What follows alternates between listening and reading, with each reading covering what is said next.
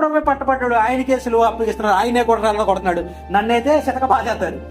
నా వల్ల కాదేక సైలెంట్గా సైడ్ అయిపోదాం. సైలెంట్గా నువ్వు ఎప్పుడు సైడ్ అయిపోతావని అంటే, నువ్వు ప్రార్థనలో గడపకుండా ఉన్నప్పుడు నీ భక్తి జీవితం భక్తిహీనతలోకి వెళ్ళిపోద్ది.